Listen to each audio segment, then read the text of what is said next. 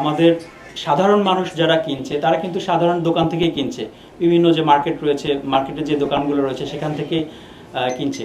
কিন্তু কেনার ক্ষেত্রে আসলে সচেতন হওয়া দরকার সাধারণ জনগণের। তারা যেন অবশ্যই বৈধভাবে আমদানি করা যে সকল মোবাইল রয়েছে, যেগুলো অফিসিয়াল ফোন, সেগুলোই কিনতে উৎসাহিত করা উচিত। কারণ এই অবৈধভাবে নিয়ে আসা, সেগুলো চোরাই হতে পারে, সেগুলো কোনো অপরাধের সাথে সংশ্লিষ্ট থাকতে পারে। সেক্ষেত্রে সাধারণ জনগণের অবশ্যই সচেতন হতে হবে, তারা যেন বৈধভাবে আমদানি করা মোবাইলগুলাই যেন ব্যবহার করে।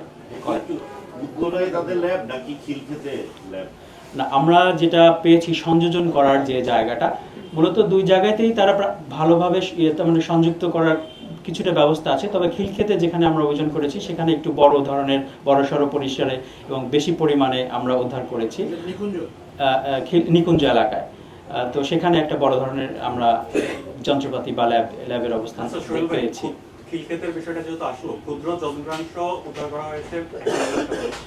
এখানে ব্যবসায়ীদের কথা আপনি উল্লেখ করেছিলেন, ব্যবসায়ীদের সাথে কি অন্য কোনো চোরাচালানকারী বাংলাদেশি চক্র জড়িত আছে এমন কোনো তথ্য আপনাদের কাছে আছে কিনা? এটা আসলে আমরা তদন্ত করে বলতে পারবো। এখনই প্রাথমিকভাবে আমরা জাস্ট কালকে অভিযান পরিচালনা করেছি, তাদেরকে জিজ্ঞাসাবাদ করা হবে। পরবর্তী